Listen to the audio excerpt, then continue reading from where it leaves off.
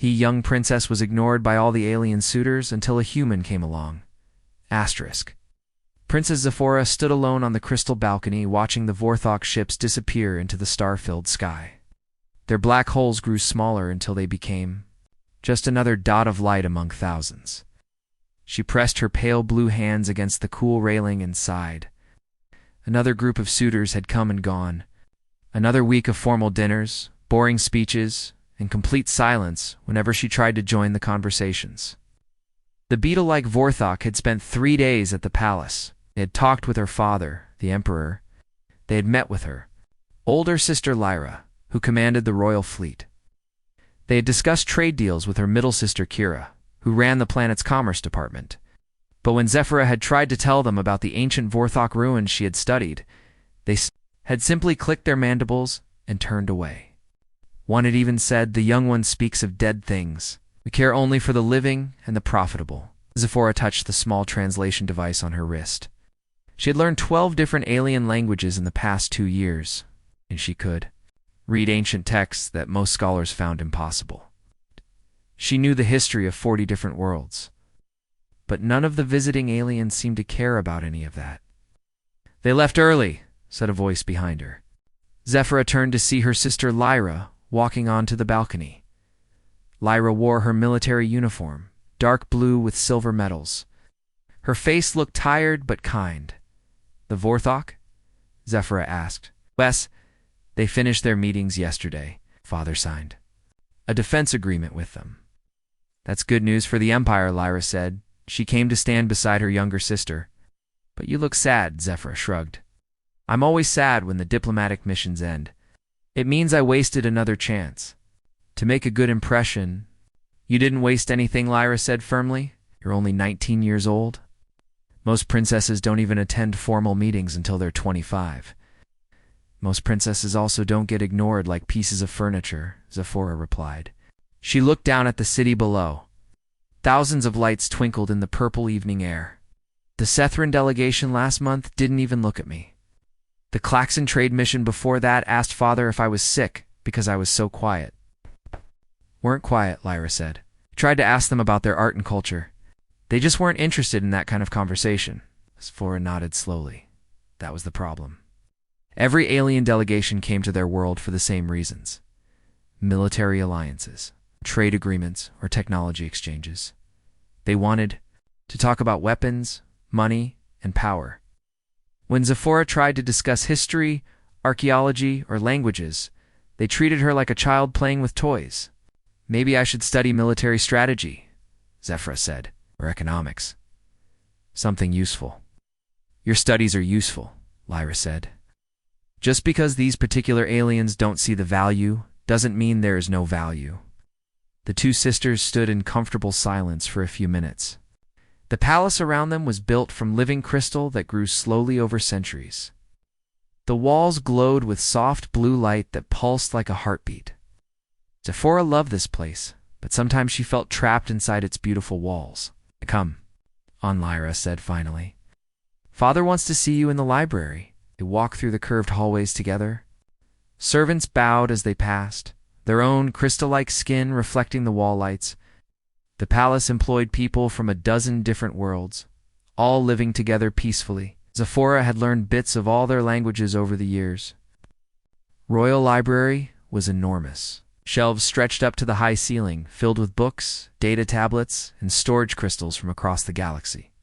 Emperor Valdris stood near the central desk, reading from a glowing screen. He looked up when his daughters entered. "Zephora," he said with a warm smile, "I have interesting news." The emperor was tall and elegant, with the same pale blue skin. As his daughters, his hair had turned silver over his 60 years of rule, but his eyes still sparkled with intelligence. He gestured for them to sit in the comfortable chairs around the desk. "We're receiving another diplomatic mission," he said. "A new species has joined the Galactic Council, and they're sending representatives to meet with all the major worlds." Zephora felt her heart sink a little.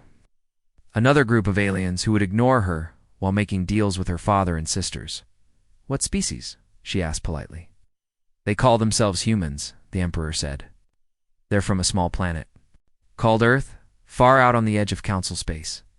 Lyra leaned forward with interest. I've heard of them. Didn't they fight off a hegemony invasion last year? Yes, their father said. Quite remarkably, too. The hegemony expected an easy victory, but these humans used tactics that no one had seen before. They won through determination and creativity rather than superior technology. Zephyr's curiosity began to wake up. What kind of tactics? Unpredictable ones? The Emperor said. They seemed to approach warfare the same way they approach everything else, by refusing to follow the expected patterns.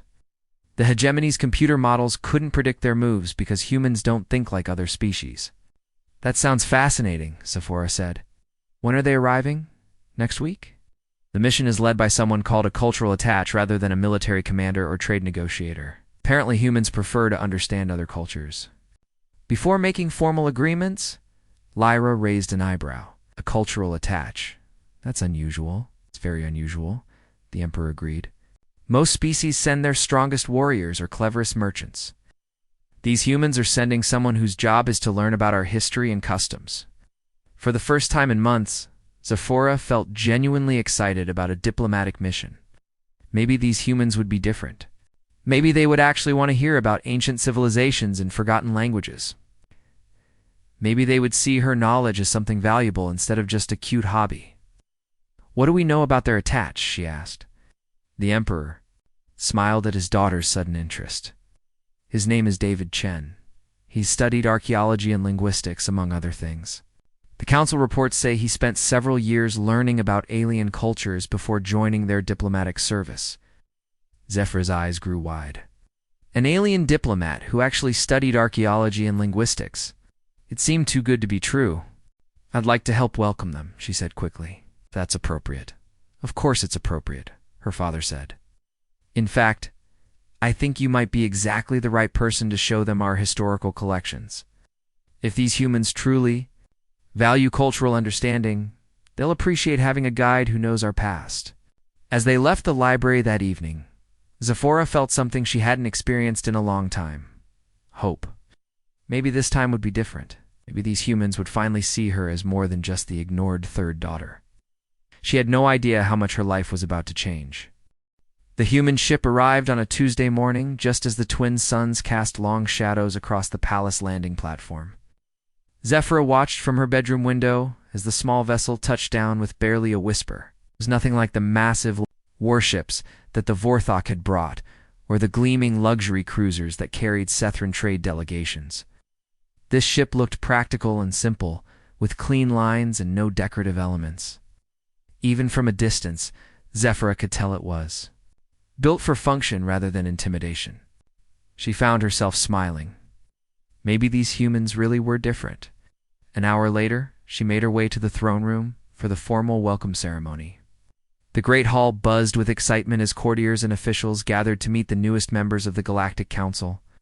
Zephora took her usual place behind her sisters, where she could observe but wouldn't be expected to speak. The massive crystal doors opened, and the human delegation entered. There were only 3 of them, which surprised everyone. Most alien. Missions brought dozens of advisors, guards, and servants. These humans walked confidently, but without arrogance.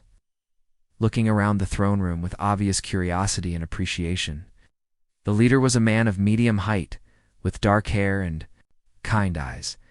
He wore a simple blue uniform without medals or decorations.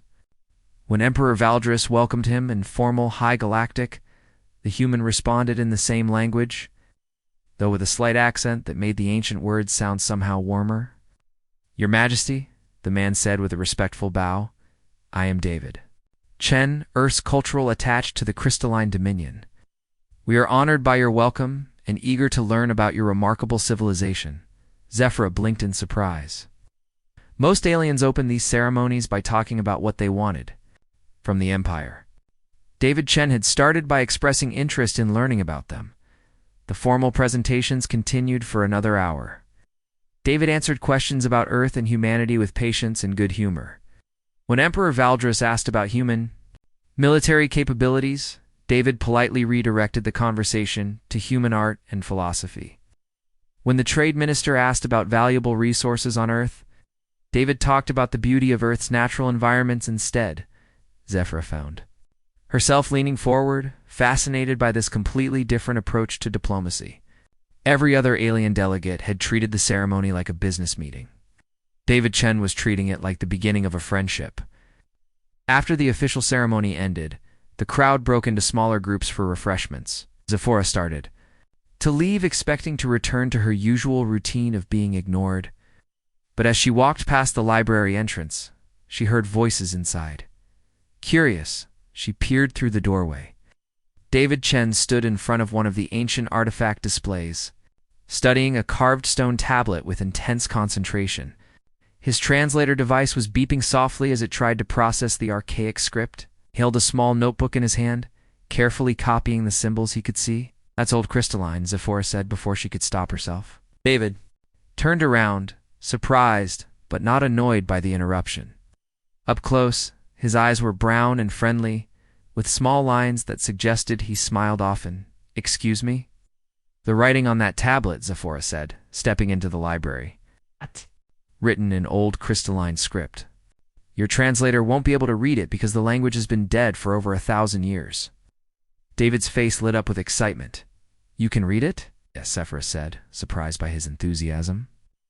"It's actually a prayer tablet from the Third Dynasty. They used to place these in new buildings for good luck." "That's incredible," David said, moving closer to get a better look. "Could you translate it for me? I'm trying to understand how your people's spiritual beliefs influence their architectural choices." Zephyra felt her heart skip a beat. No one had ever asked her to translate anything before. Most aliens thought ancient languages were a waste of time, of course, she said, unable to hide her excitement. "It says, 'May the crystal light guide those who dwell here. May wisdom grow like living stone. Yeah, and may peace endure longer than the stars.'" David wrote down her translation carefully, then looked up at her with genuine gratitude. "Thank you so much. I'm David Chen, by the way." "I'm Princess Zephyra," she said, then immediately worried that mentioning her royal status would change his friendly attitude. But David just smiled warmly. "It's an honor to meet you, Princess. Are you a scholar of ancient languages?" "I study them as a hobby," Zephyra said modestly, along with archaeology and historical linguistics. "Those are fascinating fields," David said with obvious sincerity. "I actually studied archaeology myself before joining the diplomatic corps. There's something magical about piecing together how people lived and thought thousands of years ago." Zephyra stared at him in amazement. "You studied archaeology? Really? At the University of Beijing on Earth?" David confirmed. "I specialized in cultural transitions, how societies change when they encounter new ideas or technologies. It's actually quite relevant to diplomacy, since first contact situations are just another type of cultural transition." For the next 2 hours, they walked through the library together, discussing everything from ancient burial customs to the evolution of written language. David asked thoughtful questions and listened carefully to her answers. He treated her knowledge not as amusing trivia, but as valuable expertise. When Zephyra showed him the restricted archaeological vault, David's reaction made her feel like she was showing treasures to someone who truly understood their worth. He examined each artifact with the reverence of a scholar, asking about their cultural context and historical significance. "This pottery style," he said, carefully studying a delicate blue vase. "It's similar to something I've seen in the museum records from the Andorian colonies. Do you think there might have been cultural exchange between your civilizations 3,000 years ago?" "I've wondered about that too," Zephyra said excitedly. "The trade routes would have made it possible, and there are linguistic similarities. In some of the root words, would you be interested in collaborating on a research paper about it?" David asked. "I have access to the Andorian archives through the Council database. We could compare the archaeological evidence from both cultures." Zephyra felt dizzy with excitement. "You want to collaborate with me on research?" "Of course," David said, looking puzzled by her surprise. "You clearly know more about crystalline archaeology than anyone I'm likely to meet. It would be an honor to work with an expert like you." An expert. He had called her an expert. Zephyra had to sit down for a moment. "Are you all right?" David asked with concern. "I'm fine," she said quickly. It's just ... Most aliens who visit here think my studies are pointless. Say I'm wasting time on dead civilizations instead of focusing on useful things like military strategy or economics. David frowned. That's unfortunate. Understanding the past is crucial for building a better future. How can we make good decisions if we don't learn from the experiences of those who came before us? They spent the rest of the afternoon in the library, sharing stories about their favorite discoveries and debating theories about ancient cultures. When David's aide finally came to remind him about dinner preparations, Zephyra was shocked to realize how much time had passed. I hope we can continue this conversation tomorrow, David said as they walked toward the library exit. I'd like that very much, Zephyra replied, meaning every word.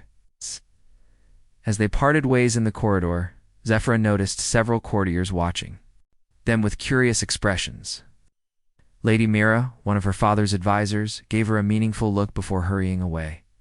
Word would spread quickly through the palace that the ignored princess had spent the entire afternoon with the human diplomat.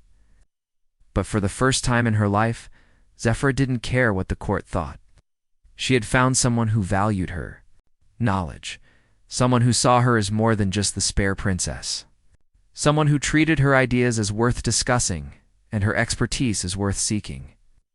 That night, she fell asleep planning questions to ask David about human archaeology and wondering what other treasures they might discover together in the vast archives of galactic history.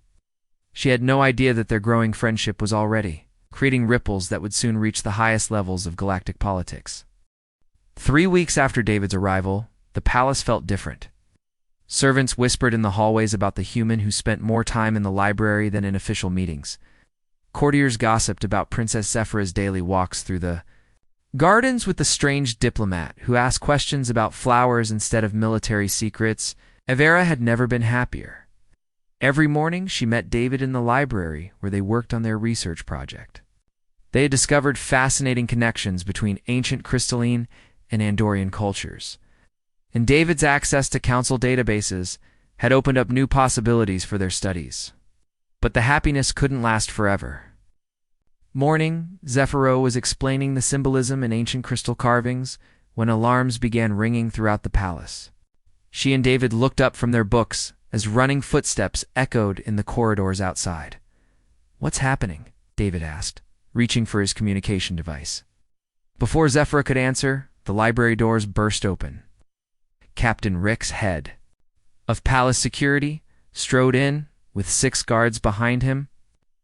His reptilian face looked grim. "Princess Zephyra," he said with a formal bow. "Your father requests your immediate presence in the throne room. Mr. Chen, you are also summoned." Hurried through the palace corridors, past crowds of worried officials and servants, the throne room buzzed with tension when they arrived. Emperor Valdris sat on his crystal throne, looking older than Zephyra had ever seen him. Her sisters stood nearby, both wearing their formal court uniforms. At the center of the room stood a massive figure in black armor. Admiral Crex.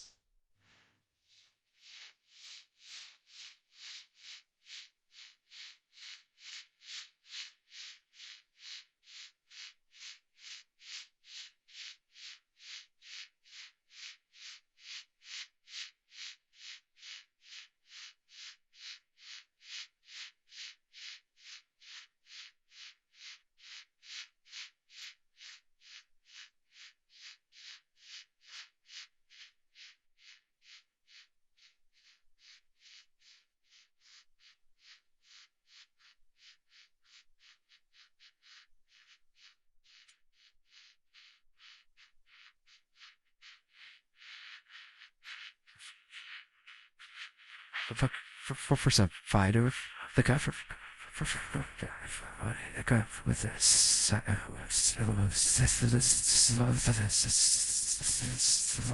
Hegemony was nearly 3 meters tall, with thick gray skin and red eyes that glowed like coals. His presence made the air feel heavy and threatening. "Ah, the human arrives," Admiral Crex said in a voice like grinding stone. "How convenient." Emperor Valdris gestured for David and Zephyra to approach the throne. "Admiral Crex has brought serious concerns to my attention," he said carefully. He believes that humanity poses a threat to galactic security. A threat? David asked, his voice calm but confused. Your Majesty, Earth seeks only peaceful cooperation with the Council. Admiral Krex laughed, a sound like breaking rocks. Peaceful cooperation? You humans are more dangerous than any army. You spread your strange ideas like a disease, corrupting proper order wherever you go. Zephora felt anger rising in her chest. What ideas are you talking about? The idea that diplomacy should be based on understanding rather than strength, Krex replied, his red eyes focusing on her. The idea that knowledge of dead civilizations matters more than military power.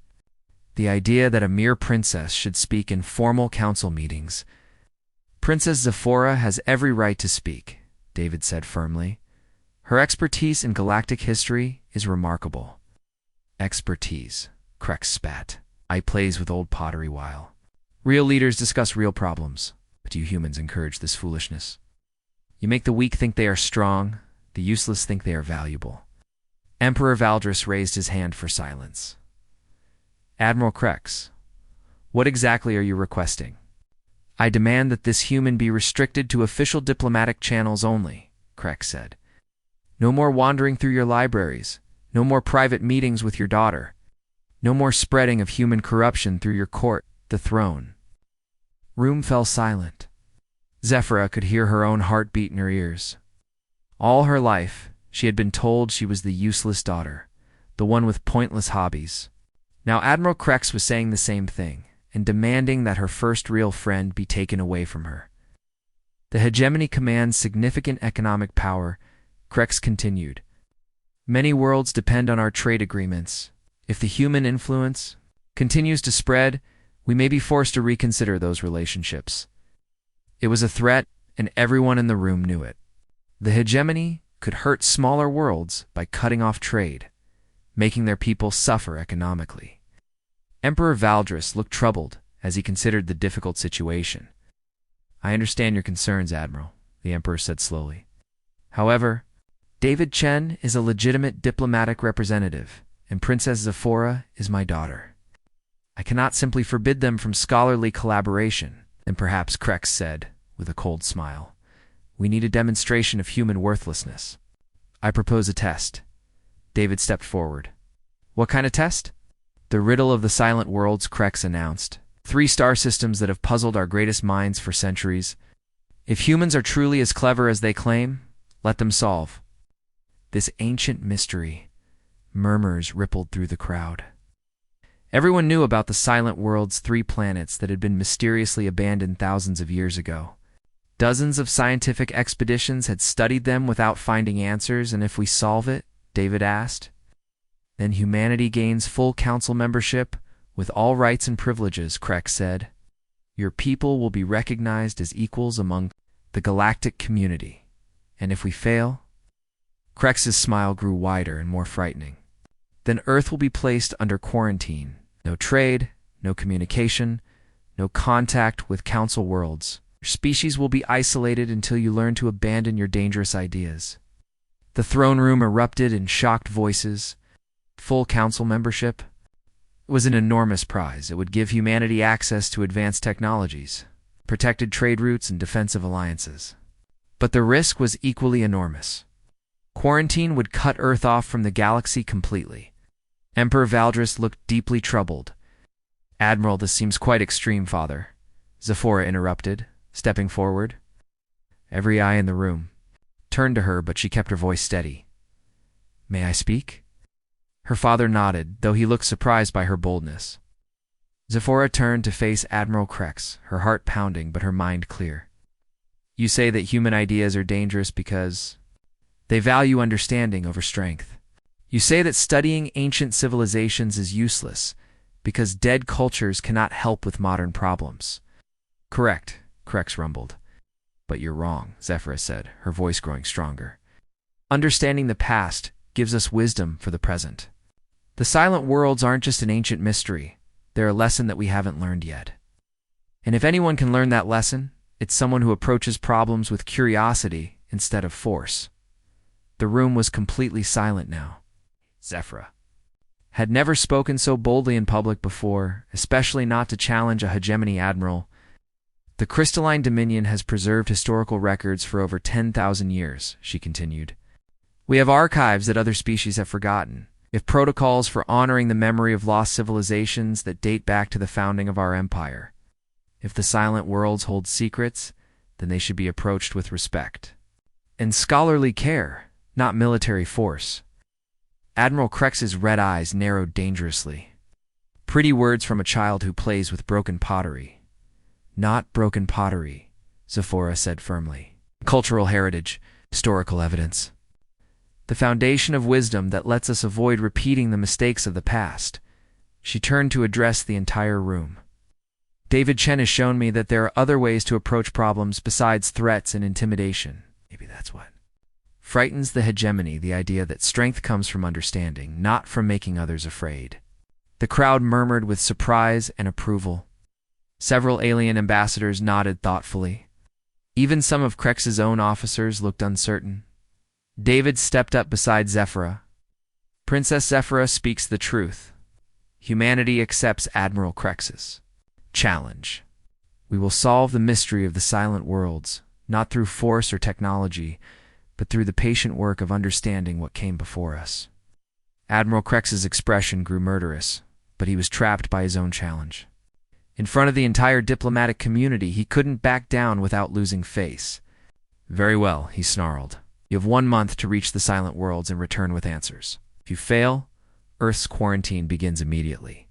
As the formal ceremony ended and the crowd began to disperse, Zephora felt both terrified and exhilarated. She just helped commit humanity to an impossible task. But for the first time in her life, she had also stood up for something she believed in. David caught her arm as they left the throne room. Thank you, he said quietly. That was incredibly brave. It was also probably incredibly stupid, Zephora replied. The silent worlds have stumped everyone for centuries, David said with a small smile. But maybe that's because everyone has been approaching them the wrong way. Maybe it's time for someone who values understanding over conquest. As they walked back toward the library, Zephora realized that everything had changed. The stakes were now galactic, the risks enormous, and the timeline impossibly short. But she also realized something else. For the first time in her life, she felt truly important. 2 days after Admiral Crex's challenge, the expedition ship Crystal Explorer prepared for departure. The vessel hummed with activity as scientists, archaeologists, and diplomats loaded equipment and supplies. David stood in the cargo bay checking his research materials for the 3rd time. You don't have to do this, Emperor Valdris said, approaching with a worried expression. I could send our best scientific team instead. Ow. David looked up from his data tablets. With respect, Your Majesty, this challenge was directed at humanity. If we're going to prove ourselves, we need to face it ourselves. But if you fail, then Earth faces the consequences, David said calmly. But we won't fail. At least we won't fail because we were afraid to try. Footsteps echoed across the cargo bay as Princess Zephora approached, carrying a large case of archaeological equipment. She wore practical field clothes instead of her usual royal robes, and her determination was visible in every step. Princess, David said with surprise. What are you doing here? I'm coming with you, Zephora announced, setting down her case. The expedition needs someone who understands ancient galactic cultures, and I'm the best qualified person available. Emperor Valdris frowned. Zephora, this is too dangerous. If something happens to you, father, Zephora said firmly. I've spent my entire life studying dead civilizations. The silent worlds represent the greatest archaeological mystery in the galaxy.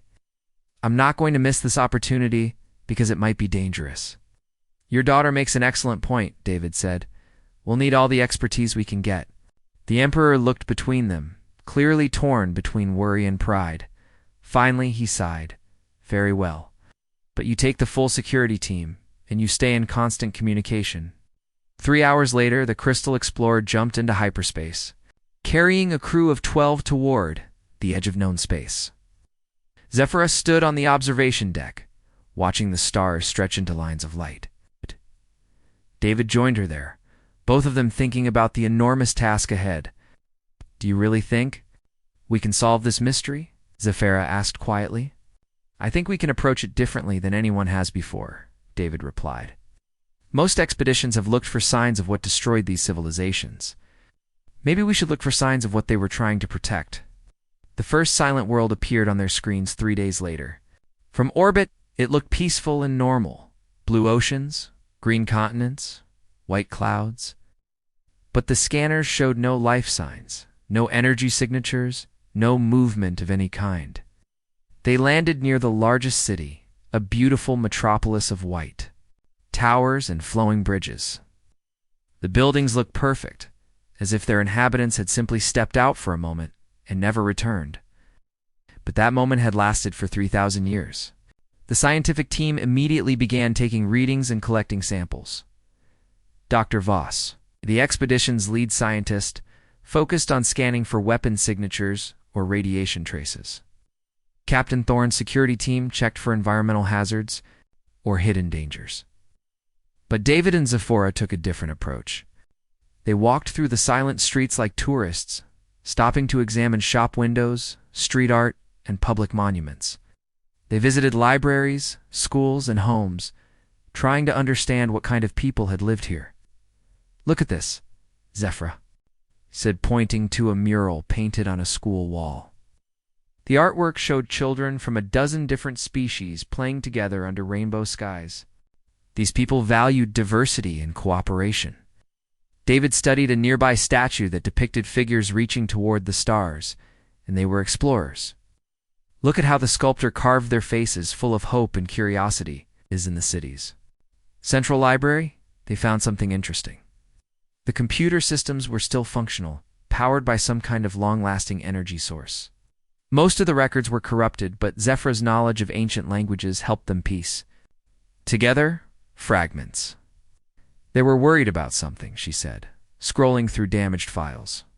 "Multiple references to the mistake and our responsibility to fix what we broke. But there's no mention of an external threat," David noted. "No enemy forces, no natural disasters. It's like they were afraid of themselves." They spent 2 days on the first world before moving to the second. This planet showed more signs of hasty departure. The cities contained massive evacuation tunnels leading to empty spaceports. Millions of people had left quickly, but in an organized way. They had time to plan, Zafira observed as they explored the underground passages. This wasn't a panic. Escape. They knew they were leaving, and they prepared for it. At the spaceport, David found maintenance records that made him frown. According to these logs, they took every ship they had. Not just passenger vessels, but cargo haulers, mining, ships, even small personal craft. Everything. Where could an entire civilization go? Zafira wondered aloud. The answer waited on the third silent world. This planet was different from the others. Instead of cities, they found a single massive structure at the North Pole, a black pyramid, covered in warning symbols. The writing was in dozens of languages, some that Zafira recognized, and others that looked completely alien. "Can you read any of it?" David asked as they approached the monument. Zafira moved slowly around the pyramid, studying the inscriptions. Her face grew pale as she translated. "Section in Old Crystalline says we go to stop what we started. This part in Ancient Vorthok says, do not follow our path. And this?" She paused at a section written in symbols that hurt to look at. "I don't recognize this language, but the mathematical notation suggests it's a warning about something dangerous." David activated his recording device and began documenting everything. As they worked, a pattern became clear. The silent worlds hadn't been destroyed by an external force. They had been abandoned by choice, by people who felt responsible for some terrible mistake. "They weren't running away from something," David said suddenly. "They were chasing after something they created that got loose." Before Zafira could respond, alarms began blaring from their ship. Captain Thorne's voice crackled over the communication system. "All personnel return to the ship immediately. We have incoming hostiles." They ran back to the Crystal Explorer as fast as they could. On the ship's main screen, they saw a terrifying sight. A fleet of black hegemony warships dropping out of hyperspace, led by Admiral Crex's massive flagship. "This is Admiral Krex," came the transmission. "By order of the Hegemony Security Council, this expedition has been classified as a contamination risk. All personnel will be placed under immediate quarantine." Captain Thorne looked grim as he turned to David. "Sir, we're completely outgunned. His fleet could destroy us without breaking their shields." "You planned this," Zephora said angrily. "He never intended for us to return with answers. This was a trap from the beginning." Admiral Krex's image appeared on the main screen, his red eyes glowing with satisfaction.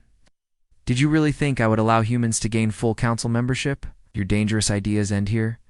"We have diplomatic immunity," David protested. "This is a council-sanctioned mission."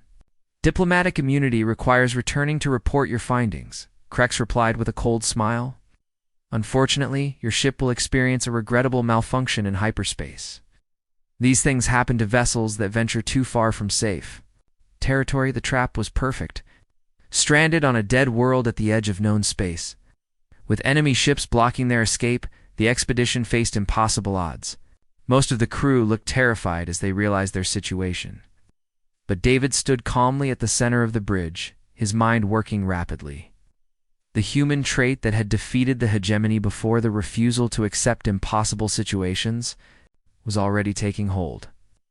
"Captain Thorne," he said quietly, "how long can our shields hold against their weapons?" "Maybe 10 minutes if we're lucky," Thorne replied. "That should be enough," David said.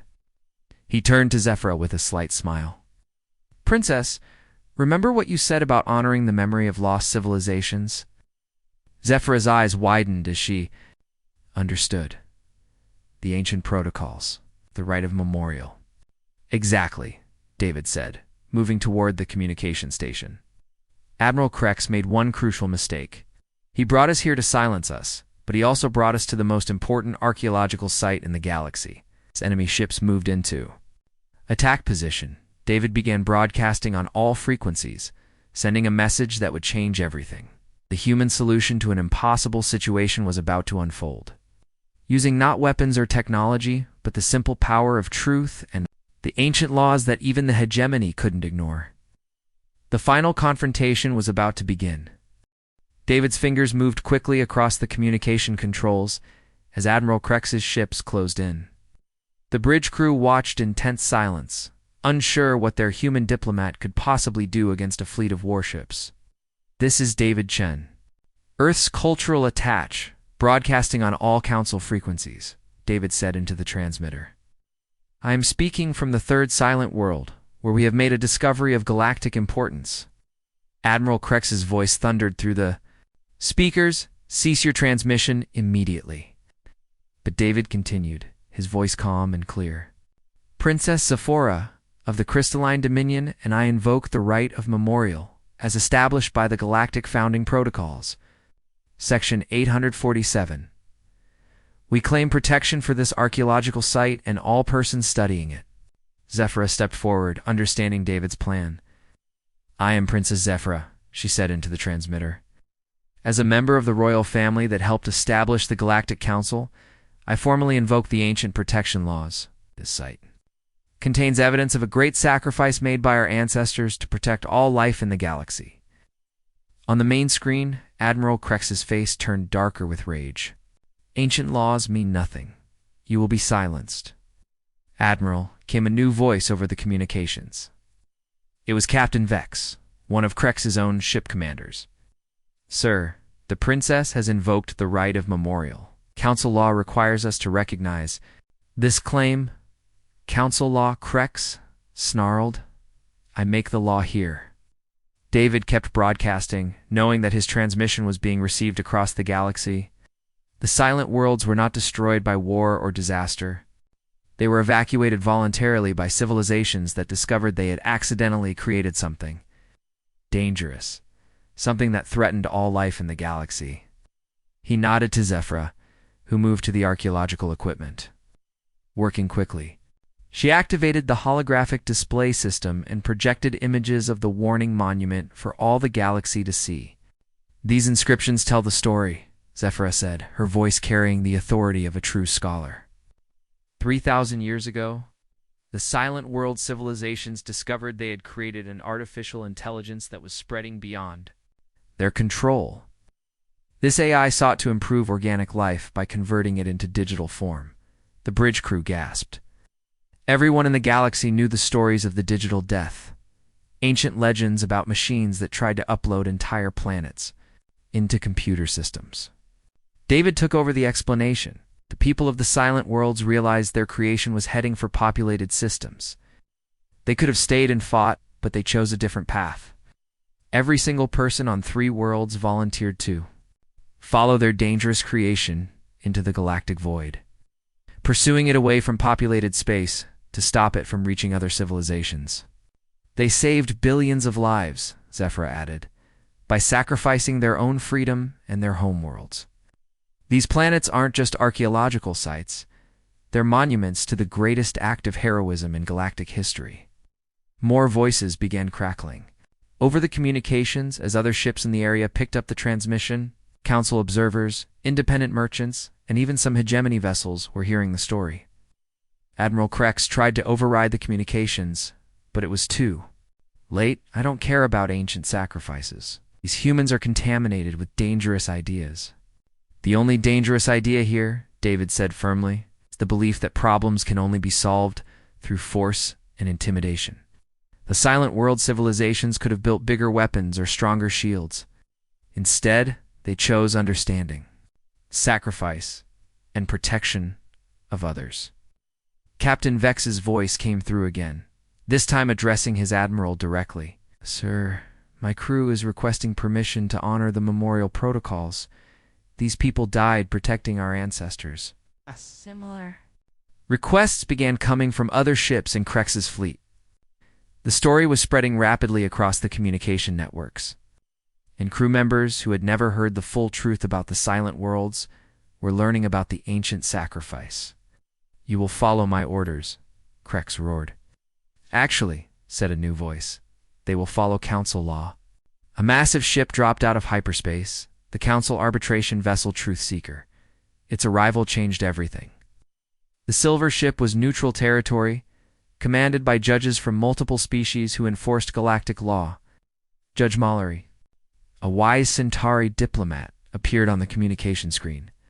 Admiral Krex, we have been monitoring this situation. The right of memorial has been properly invoked, and the archaeological evidence supports the claim. This site is now under council protection. Furthermore, Judge Mallory continued, the human expedition has successfully solved the mystery of the Silent Worlds. They have demonstrated remarkable scholarship and respect for galactic history. Humanity's request for full council membership is hereby approved. Admiral Krex's face went through several shades of fury. This is impossible. They were supposed to fail. They succeeded, Judge Mallory said simply, by approaching the problem with wisdom instead of weapons. Perhaps that is a lesson worth learning. On the bridge of the Crystal Explorer, the crew erupted in cheers. They had done it. Not through military might or technological superiority, but through patient scholarship and respect for the past. David turned to Zephora with a wide smile. We solved it. We honored them, Zephora replied, looking at the images of the memorial monument. The people of the Silent Worlds finally have their story told. Over the next few hours, the political situation continued to shift. Several ships in Admiral Krex's fleet formally requested to transfer to council service. Their crews, inspired by the story of ancient sacrifice and tired of serving under a leader who showed no respect for galactic law. Admiral Krex himself was recalled to hegemony space to face questions about his unauthorized attack on a council archaeological mission. His reputation as an unstoppable force was permanently damaged. 3 days later, the Crystal Explorer returned to the Crystalline Dominion, carrying more than just scientific data. They brought proof that the greatest problems could be solved through understanding, cooperation, and respect for the wisdom of the past. Emperor Valdris welcomed them back with a celebration that lasted for 3 days. Representatives from dozens of worlds attended, eager to learn more about human approaches to diplomacy and archaeology.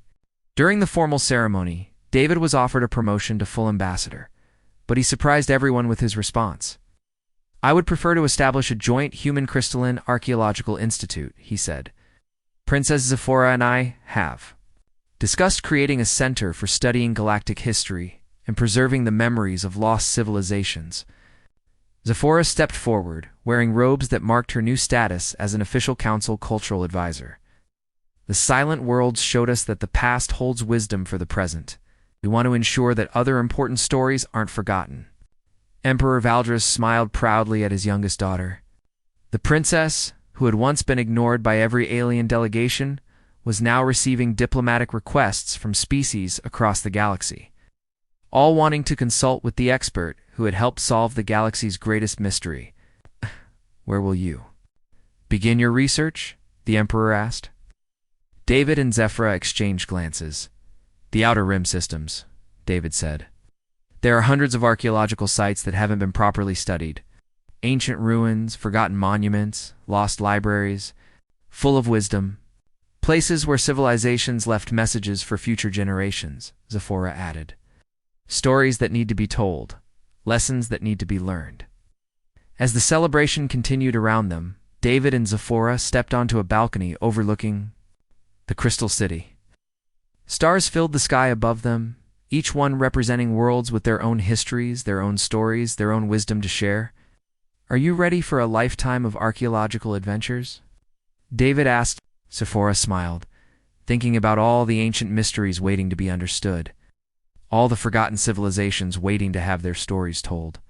For the first time in her life, she felt truly important, not because of her royal title, but because of her knowledge and her passion for understanding the past.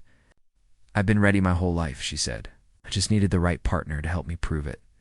Their ship departed the next morning, heading for the Outer Rim, where ancient ruins held secrets that only patient scholars could unlock. Behind them, they left a galaxy that was slowly learning a new approach to solving problems, not through force or fear, but through curiosity, understanding, and respect for the wisdom of those who came before. The human way was spreading, one archaeological discovery at a time.